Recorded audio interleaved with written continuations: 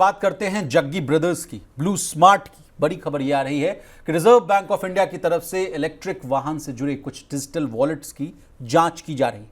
माना जा रहा है कि यह कदम देश की सबसे बड़ी इलेक्ट्रिक टैक्सी सर्विस देने वाली ब्लू स्मार्ट के अचानक बंद होने के बाद कदम जो है उठाया गया है।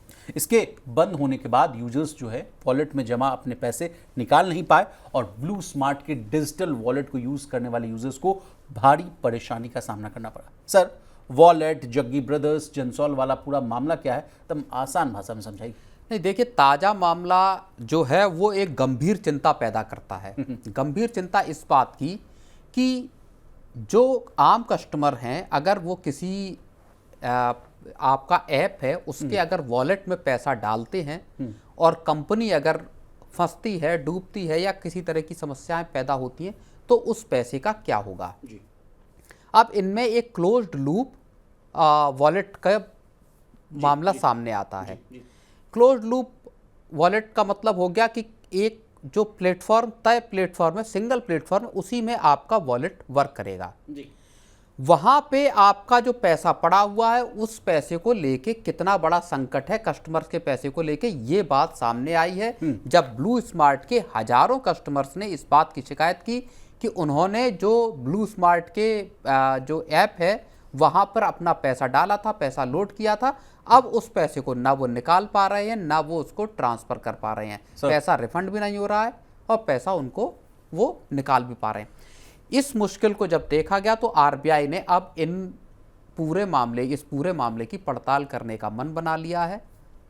इसमें जो न केवल ऐसे ऐप्स को लेके उनसे बात की जा रही जो ईवी रिलेटेड हैं, बल्कि जो चार्जिंग से जुड़े हुए प्लेटफॉर्म हैं वहां पर भी उनके ऐप्स और उनके वॉलेट्स को लेके भी आरबीआई कंसल्टेशन कर रहा है, आरबीआई बातचीत कर रहा है। इस तरह की खबरें आई हैं। हालांकि ब्लू स्मार्ट के हवाले से ये बात आई है कि 90 दिन में लोगों का पैसा वापस होगा, लेकिन फिर भी इसमें इसके साथ कितने बड़े रिस्क एसोसिएटेड हैं ये एक बड़ा मसला और आरबीआई इसी चीज को असेस करने की कोशिश कर रहा है। प्रवीण सर, जैसे ये जो जेंसॉल वाला मामला आया था उस समय कहा गया था कि 5 to 7 वर्किंग डेज में ना आपके वॉलेट में जो पैसा है वो वापस कर दिया जाएगा, लेकिन फिलहाल वो पैसा वापस होता हुआ नहीं दिख रहा है। लेकिन अब मैं बिगर पिक्चर पर आपसे बात करना चाहूँगा। देखिए, भारत में जितने भी वॉलेट सर्विसेज देने वाले प्लेटफॉर्म हैं वो रिजर्व बैंक के तो अंडर में आते ही हैं।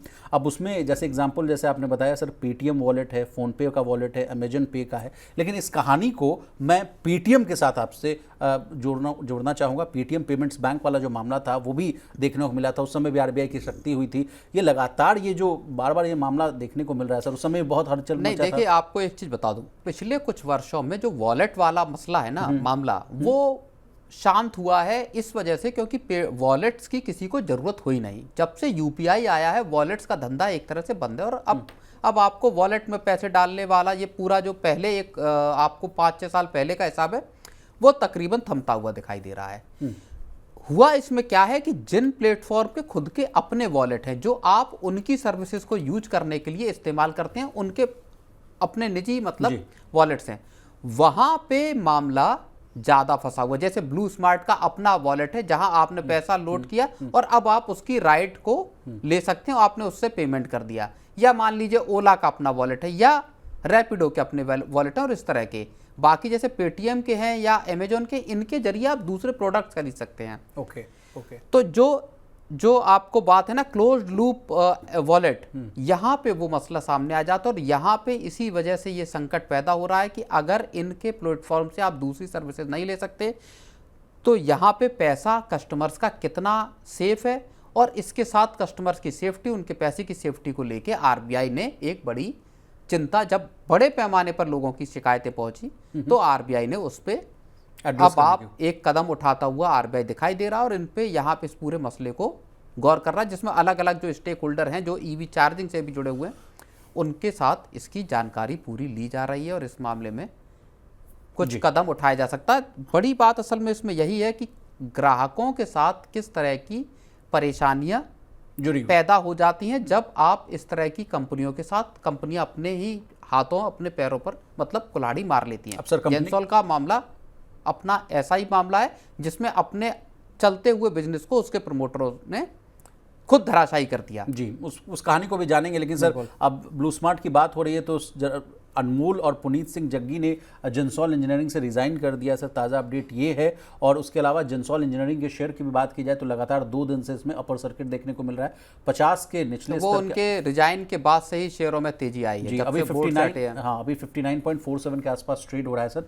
तो अब आप बताइए सर उस कहानी को कैसे आप इस चीज़ से नहीं जोड़ देखिए, रहे हैं? ये ग्राहकों की समस्या, ग्राहकों की इसमें गलती क्या है, ये सबसे बड़ी सवाल है। चाहे मैं कहूँ न्यू इंडिया कोऑपरेटिव बैंक का आप मामला उठा लीजिए, या अब ब्लू स्मार्ट के जो वॉलेट में फंसे कस्टमर्स का मामला उठा लीजिए, दोनों का स्केल अलग है, दोनों चीज़ों के मसले अलग हैं, लेकिन कहानी एक है।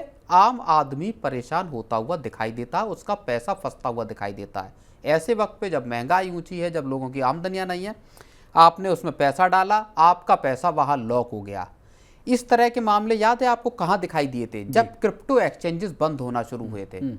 अब से 2 ढाई साल 3 साल पहले की बात है, 21 के आखिर की बात होगी जहाँ तक मुझे याद है, जब क्रिप्टो एक्सचेंजेस, क्रिप्टो में कमाई होना बंद हो गई और जो एक्सचेंज हैं उनसे बिकवाली शुरू हुई, तो उन्होंने लॉक करना चालू कर दिया कस्टमर्स के खातों को। आपके खाते में आपका पैसा दिखेगा, बढ़ रहा है घट रहा है वो दिखेगा, लेकिन आप उस पैसे को विड्रॉ नहीं कर सकते, रिडीम नहीं कर सकते। रिडीम नहीं कर सकते। तो तब भी एक बड़ा संकट पैदा हुआ था। तब सरकार जागी थी, फिर उसको लेकर तमाम कई तरह के तरीके रूल्स के एंड कदम उठाए गए, रेगुलेशंस लेकिन मसला वहां पे भी कस्टमर के फंसने का था। कस्टमर्स के न्यू इंडिया जो कोऑपरेटिव बैंक है, वहां पे भी लाखों कस्टमर फंस गए जब बैंक में गड़बड़ी, लिक्विडिटी की को लेकर मुश्किलें आई, फ्रॉड की बात सामने आई और आरबीआई को पूरे के पूरे बोर्ड को सुपरसीड करना पड़ा। जी।